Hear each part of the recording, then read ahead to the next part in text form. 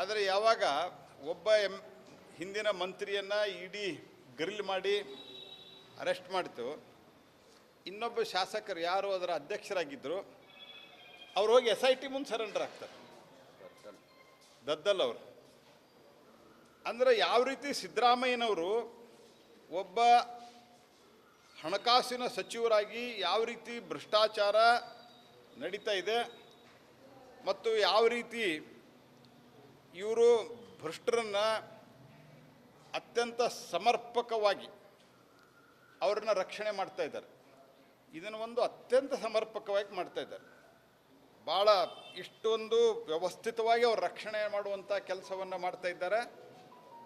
ಎಲ್ಲಿ ಇಡಿಯವರು ಅರೆಸ್ಟ್ ಮಾಡಿಬಿಡ್ತಾರೋ ಅಂತ ಭಯದಿಂದ ಹೋಗಿ ಅಲ್ಲಿ ಅರೆಸ್ಟ್ ಆಗಿದ್ದು, ಅಲ್ಲಿ ಹೋಗಿ ಸರೆಂಡರ್ ಆಗಿದ್ದಾರೆ. 187 ಕೋಟಿ ರೂಪಾಯಿದಲ್ಲಿ ಐಷಾರಾಮಿ ಕಾರು, ಬಡ ವಾಲ್ಮೀಕಿಗಳ ಉದ್ಧಾರಕ್ಕೆ, ST ಜನರ ಉದ್ಧಾರಕ್ಕಿದ್ದಂಥ ದುಡ್ಡನ್ನು ಇವರು ದುರುಪಯೋಗ ಮಾಡಿಕೊಂಡ್ರು. ಇದಾದ ನಂತರ ಮೈಸೂರು ನಗರಾಭಿವೃದ್ಧಿ ಪ್ರಾಧಿಕಾರದಲ್ಲಿ 50-50 ಅನುಪಾತದಡಿ ಮುಖ್ಯಮಂತ್ರಿ ಸಿದ್ದರಾಮಯ್ಯ ನಿವೇಶನ ಮಂಜೂರು ಮಾಡಿದ್ದು. ಇವ್ರದ್ದೇನು ಕೆಸರೆ 2ನೇ ಹಂತದಲ್ಲಿ ಮೂಡಕ್ಕೆ ಸೇರಿದ ನಿವೇಶನಗಳು ಇದ್ದರೂ ಸಹಿತ ಅತ್ಯಂತ ಪ್ರತಿಷ್ಠಿತ ಬಡಾವಣೆ ವಿಜಯನಗರದಲ್ಲಿ ಹಂಚಿಕೆ ಮಾಡಿದರು. ಗೈಡ್ಲೈನ್ಸ್ದಲ್ಲಿ ಎಷ್ಟು ವ್ಯತ್ಯಾಸ ಇದೆ.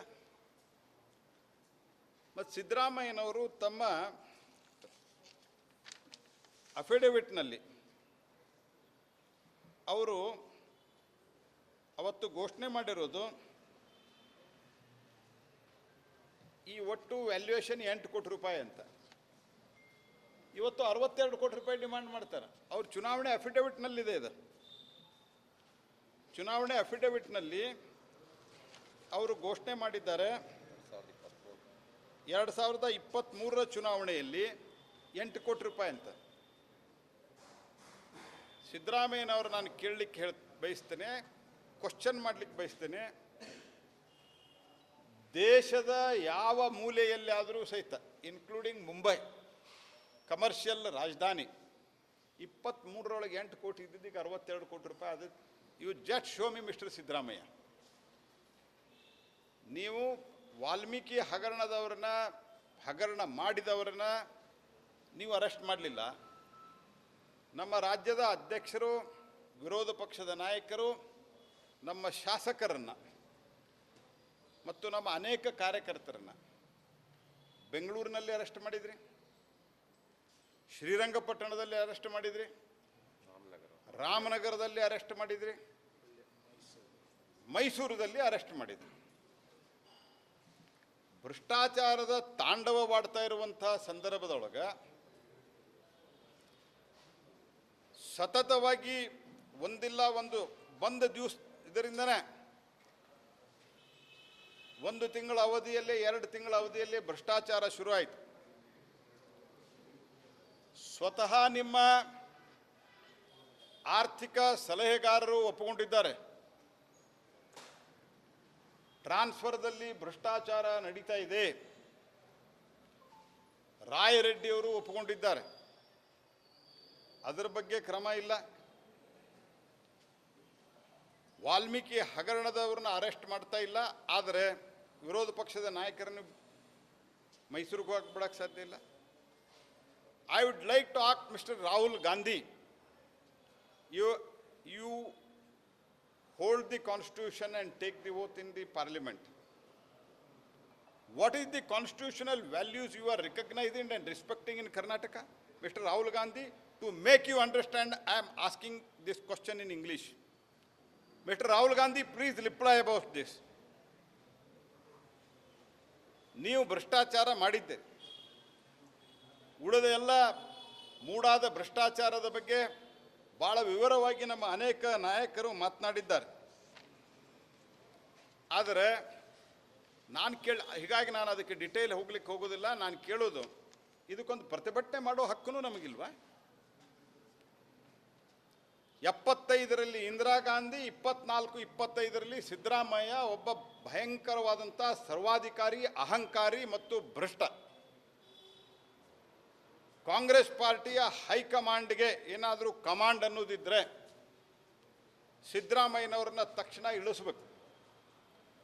ಅರೆಸ್ಟ್ ಮಾಡೋದು ನಮ್ಮ ವಿರೋಧ ಪಕ್ಷದ ನಾಯಕರನ್ನೆಲ್ಲ, ನಿಮ್ಮ ಹಗರಣ ಮಾಡಿದಂಥವ್ರನ್ನ ಅರೆಸ್ಟ್ ಮಾಡಿರಿ, ನೀವು ರಾಜೀನಾಮೆ ಕೊಡ್ರಿ, ನೀವು ಎನ್ಕ್ವೈರಿಗೆ ಹಾಜರಾಗಿರಿ.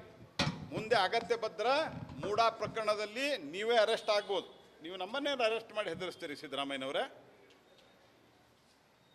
ನಿಮ್ಗೆ ನಾಚಿಕೆ ಮಾನ ಮರ್ಯಾದೆ ಇದೆಯಾ? 8 ಕೋಟಿ ಅಂತ ನೀವು 2023ರಲ್ಲಿ ಡಿಕ್ಲೇರ್ ಮಾಡಿ ಈಗ 62 ಕೋಟಿಗೆ ಕೇಳ್ತಾ ಇದ್ದೀರಿ. ಸೊ ಹಾಗಾಗಿ ಇವತ್ತಿನ ಇವರ ಎಲ್ಲ ಈ ಒಂದು ಕೃತ್ಯಗಳನ್ನು, ಭ್ರಷ್ಟಾಚಾರದ ಕೃತ್ಯಗಳನ್ನು ಲಾಜಿಕಲ್ ಎಂಡ್ಗೆ ತೆಗೆದುಕೊಂಡು ಹೋಗುವವರೆಗೆ ನಾವು ನಮ್ಮ ಪಾರ್ಟಿ, ನಮ್ಮ ಕರ್ನಾಟಕ ಘಟಕ ವಿಶ್ರಮಿಸುವುದಿಲ್ಲ. ನಮ್ಮ ರಾಜ್ಯ ಅಧ್ಯಕ್ಷರು ಮತ್ತು ವಿರೋಧ ಪಕ್ಷದ ನಾಯಕರ ನೇತೃತ್ವದಲ್ಲಿ ಅದರ ಜೊತೆಯಲ್ಲಿ ಅಗತ್ಯ ಬಿದ್ದರೆ ಇದಕ್ಕೆ ಕಾನೂನಿನ ಹೋರಾಟವನ್ನು ಮಾಡ್ತೀವಿ. ಮತ್ತು ಈ ಸರ್ವಾಧಿಕಾರಿ ನೀತಿ, ಸಿದ್ದರಾಮಯ್ಯನವರೇ ನೆನಪಿಟ್ಟುಕೊಳ್ರಿ, ಇಂದಿರಾ ಗಾಂಧಿ ನನ್ನನ್ನು ತಡೆಯೋರೇ ಯಾರಿಲ್ಲ ಅಂತ ಅಂದ್ಕೊಂಡಿದ್ದರು. ಸಂವಿಧಾನವನ್ನು ಇವತ್ತು ಕೈಯಲ್ಲಿ ಇಟ್ಕೊಂಡು ಓಡಾಡುವಂಥ ರಾಹುಲ್ ಗಾಂಧಿ ಮತ್ತು ಕಾಂಗ್ರೆಸ್ ಪಾರ್ಟಿ ಇವತ್ತಿಗೂ ಕೂಡ ಆ ಘಟನೆ ಬಗ್ಗೆ ಕ್ಷಮೆ ಕೇಳಿಲ್ಲ. ಅವರೇ ಎಲ್ಲೋ ಹೋದ್ರ ಆನಂತರ ಕಾಂಗ್ರೆಸ್ಸಿನ ಸ್ಥಿತಿ ಇವತ್ತು ಎಷ್ಟಿದೆ ಅಂತ ನಿಮಗೆ ಗೊತ್ತಿದೆ. ಹಾಗಾಗಿ ನಿಮ್ಮ ಈ ಅರೆಸ್ಟು, ಹೆದರಿಸೋದು, ಇದಕ್ಕೆ ಭಾರತೀಯ ಜನತಾ ಪಾರ್ಟಿ ಬಗ್ಗಲ್ಲ. ನಾವು ಇದನ್ನು ರಾಜಕೀಯವಾಗಿಯೂ ಹೋರಾಟ ಮಾಡ್ತೀವಿ ಮತ್ತು ಅಗತ್ಯ ಬಿದ್ದರೆ ಕಾನೂನಾತ್ಮಕವಾಗಿಯೂ ಹೋರಾಟ ಮಾಡ್ತೀವಿ. ಮತ್ತು ನೀವು ಮಾಡಿದಂಥ ಈ ಭ್ರಷ್ಟಾಚಾರವನ್ನು ಮನೆ ಮನೆಗೆ ಮುಟ್ಟಿಸಿ, ಜನರ ಮನಮನಕ್ಕೆ ಮುಟ್ಟಿಸಿ, ಕಾಂಗ್ರೆಸ್ ಅಂದರೆ ಭ್ರಷ್ಟಾಚಾರದ ಕೊಂಪೆ ಅನ್ನೋದಂತ ಜನರಿಗೆ ತಿಳಿಸ್ತೀವಿ. ಭ್ರಷ್ಟಾಚಾರದ ವಿಚಾರದಲ್ಲಿ ಅಬಕಾರಿ ಇಲಾಖೆ ಏನಿತ್ತು ಅವೆಲ್ಲ ಸರ್ಕಾರ ಗಮನಿಸ್ತಾ ಇಲ್ಲ. ಈಗ ವಾಲ್ಮೀಕಿ ಪ್ರಕರಣದಲ್ಲಿ ಇವರು ಹಣಕಾಸು ಸಚಿವರಿಗೆ ಸಿದ್ದರಾಮಯ್ಯವ್ರ ಬಳಿ ಇರೋದ್ರಿಂದ ಅದೇ ರೀತಿ ಪರಿಸ್ಥಿತಿ ಇಲ್ಲಿ ಎದುರಾಗುತ್ತಾ ಅಂತ, ಸಿದ್ದರಾಮಯ್ಯವರನ್ನೇನಾದರೂ ಕೂಡ ಇಡೀ ವಿಚಾರಣೆ ಮಾಡುವಂಥದ್ದಾಗಿರ್ಬೋದು, ಆ ಥರ ಪರಿಸ್ಥಿತಿ ಇಲ್ಲೂ ಕೂಡ ಎದುರಾಗುತ್ತೆ ಅಂತ. ನೋಡಿ, ಸಿದ್ದರಾಮಯ್ಯನವರಿಗೆ ವಿಚಾರಣೆ ಮಾಡಬೇಕು ಮಾಡಬಾರದು ವಾಲ್ಮೀಕಿ ಹಗರಣದಲ್ಲಿ ಅದು ಏಜೆನ್ಸಿಗಳು ತೀರ್ಮಾನ ಮಾಡ್ತವೆ. ಆದರೆ ಒಬ್ಬ ಹಣಕಾಸಿನ ಸಚಿವರಾಗಿ ಅವರು ತಮ್ಮ ಜವಾಬ್ದಾರಿಯಿಂದ ನುಣುಚಿಕೊಳ್ಳಿಕ್ಕೆ ಸಾಧ್ಯ ಇಲ್ಲ. He should owe the responsibility.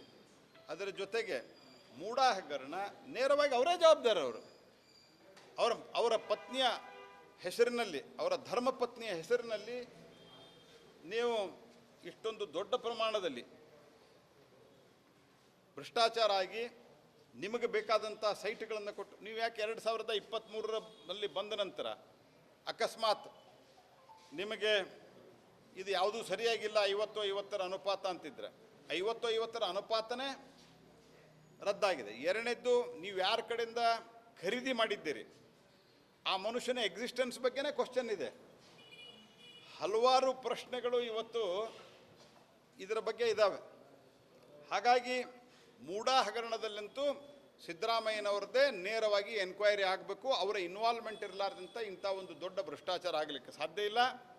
Mysuru ಅವರ ತವರೂರು, ಅಲ್ಲಿ ಈ ಪ್ರಮಾಣದಲ್ಲಿ ಮುಖ್ಯಮಂತ್ರಿ ಇದ್ದಂಥ ಒಂದು ಜಿಲ್ಲೆಯಲ್ಲಿ ಈ ಪ್ರಮಾಣದಲ್ಲಿ ಸ್ಕ್ಯಾಮ್ ಆಗ್ತದೆ, ಹಗರಣ ಆಗ್ತದೆ ಅಂತಂದರೆ ಅದಕ್ಕೆ ಸಿದ್ದರಾಮಯ್ಯನವರು ನೇರವಾಗಿ ಹೊಣೆ.